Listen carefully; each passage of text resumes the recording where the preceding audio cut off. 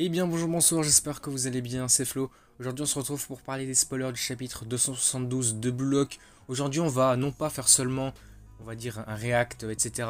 au spoil, on va essayer de faire une petite review puisque c'est vrai que là à l'heure où je vais vous mettre en ligne la vidéo, les spoils seront déjà sortis depuis 1 ou 2 jours, donc vous aurez peut-être déjà vu tout simplement ce chapitre, donc on va essayer de revoir ça ensemble. Avant que la vidéo ne commence, je vous le rappelle, si vous voulez me soutenir sur les prochaines vidéos, n'oubliez pas de vous abonner à la chaîne. Et donc c'est parti, le chapitre il démarre avec, on va dire, une explication de ce phénomène, entre guillemets, on va appeler ça comme ça. Donc ce phénomène de la langue qui pend chez différents joueurs, différents athlètes de haut niveau. Donc ça va reprendre surtout l'exemple de Rin. Pourquoi Rin a un ego, on va dire un éveil qui est de ce type-là? Pourquoi est-ce qu'il tire la langue quand il est en plein effort, en pleine concentration, éveillé? Donc là c'est Loki qui va commencer à parler en disant que lorsque les humains se concentrent, ils ouvrent inconsciemment la bouche ou sortent leur langue. On le voit souvent dans l'enfance. On dit que les meilleurs athlètes le font dans le sport pour se libérer de la tension excessive et détendre leur corps. Et comme il le dira, alors pourtant, toi tu la sors trop ta langue, tu es assez sauvage Hitoshi Rin.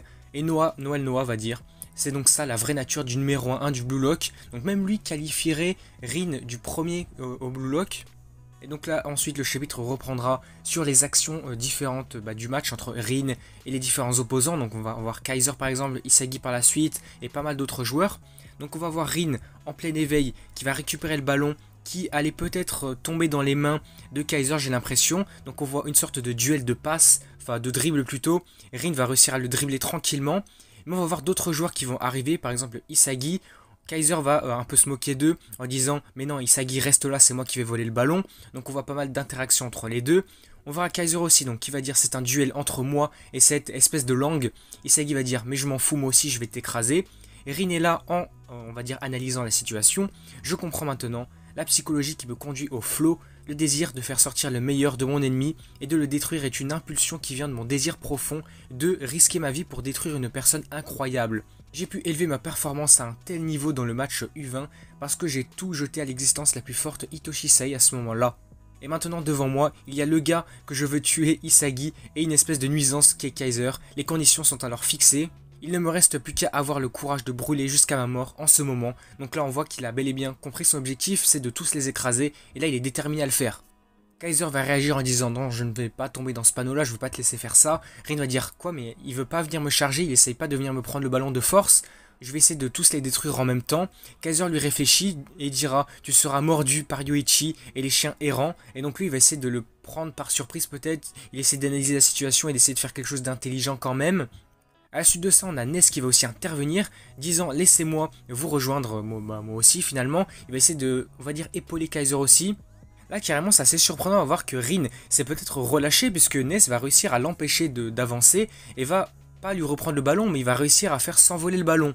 Ness dira alors mais que dis-tu de mon pressing Kaiser? Rin va dire je dois me battre plus dur pour que l'empereur calme y aille récupérer ce ballon. Kaiser lui justement va dire mais je m'en fiche, je ne suis plus ton maître. Et donc on va voir qu'il va réussir à peut-être anticiper des actions, à analyser, on va dire, l'environnement, puisqu'il ne va pas réagir comme tout le monde l'aurait pu penser. On voit aussi l'intervention de Karazu qui va dire allez, deuxième balle, du coup il va peut-être essayer de la récupérer. Mais non, on va voir que Charles aussi intervient, comme ça il sort de l'ombre en disant comptez sur moi, je peux me montrer maintenant. Donc il est là, il récupère le ballon. Et d'un autre côté, qui on voit aussi Shido qui est là, qui intervient, il va dire passe-la moi, allez viens Charles, mon gars, donne-moi le ballon. Kaiser lui va dire ok, je comprends maintenant. Le talent d'Hitoshi Rin est certainement le plus remarquable de Blue Lock en termes de niveau, de compétences individuelles, et aussi Yoichi, il a continué à s'adapter et à évoluer pour vaincre ce type. Si c'est bien le cas, donc le centre du Blue Lock et la relation entre ces deux rivaux, Rin et Yoichi, volent le siège du personnage principal créé par eux, et ça c'est donc son défi impossible. Maintenant c'est le défi qu'il doit réussir à accomplir. Il se dira alors allez, perds-toi démon de personnage secondaire. Charles va être assez surpris, va dire quoi mais c'est tellement ennuyeux, puisque là il pensait pas que Kaiser réagirait aussi de la sorte. Là, on voit que Kaiser est aussi bien déterminé, il fait des choses assez surprenantes mais aussi intelligentes, on voit qu'il fait pas mal de choses. De son côté, Isagi lui utilise sa métavision à son plein potentiel, il va dire ok je vois, toujours dans cette analyse du champ, des joueurs, de tout le monde, de l'environnement, il va dire ok j'ai compris l'état actuel du terrain, la qualité des mouvements de Rin s'est améliorée et maintenant je suis le seul à pouvoir le suivre. Dans ce cas, Kaiser qui est moins vigilant sera en mesure de se déplacer beaucoup plus facilement, mais quand Kaiser attaque seul, j'ai juste besoin d'attirer l'attention comme je l'ai fait auparavant et de l'écraser, et si je me démarque, Rin essaiera à nouveau de cibler mes mouvements par derrière, créant un cycle infini. Donc finalement chaque joueur va réussir à intervenir et à bloquer l'autre, ainsi de suite. L'équilibre du pouvoir est si finement assorti que lorsque quelqu'un se démarque, quelqu'un d'autre l'écrase. Ouais, c'est ça, c'est un peu un cercle vicieux. Donc là, il va dire, moi, Rin et Kaiser sommes actuellement en train de nous écraser l'un l'autre comme des ciseaux de papier. Moi, là, je pense qu'il veut plutôt dire comme le Shifumi, hein, donc chacun va battre quelqu'un d'autre. Donc là, il analyse encore en d'autres termes, avec une seule erreur, une étincelle d'inspiration, n'importe lequel d'entre nous trois pourrait marquer un but. Donc je vois, la clé du prochain but, c'est finalement une quatrième pièce qui vise le personnage principal autre que nous trois, que ce soit quelqu'un qui va créer une fissure fatale sur le terrain ou forcer un nouvel ensemble de valeurs, ne manque pas ce moment. Donc là je pense bien que Isagi a potentiellement compris ce qui manquait, enfin en tout cas il comprend qu'il manque quelque chose encore pour se démarquer.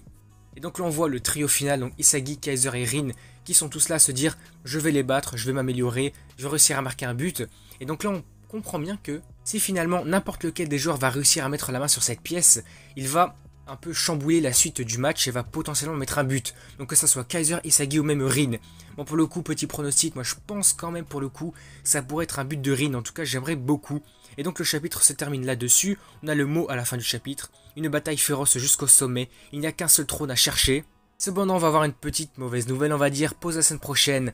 C'est dommage, on va devoir attendre 2 semaines pour la suite. En tout cas ça nous laisse sur un bon suspense quand même, les 3 joueurs qui sont là, les 3 rivaux qui sont tête à tête finalement, potentiellement que, enfin on va dire, chacun des joueurs a autant de chances de marquer l'un et l'autre. Donc n'hésitez pas à me faire part peut-être de vos pronostics. Qui aimeriez-vous voir en tant que nouveau buteur pour la suite? Est-ce que ça serait Isagi avec un nouveau but? Peut-être Kaiser aussi avec un nouveau but? Ou peut-être Rin aussi? Bon, je pense pour le coup que Rin va quand même marquer au moins un but, j'aimerais vraiment beaucoup. Du coup voilà, la vidéo s'arrête ici, j'espère qu'elle vous aura plu. Le chapitre aura été tout de même super intéressant, bien focalisé aussi sur le phénomène du tirage de langue comme ça. Donc c'est Julien Loki qui nous l'a expliqué. Apparemment c'est les athlètes de haut niveau quand ils sont à full potentiel de concentration comme ça. Il est assez commun, on va dire, c'est pas vraiment méconnu que différents joueurs comme ça puissent tendre la langue pour relâcher la pression et être en pleine concentration. C'est super intéressant aussi de savoir ça.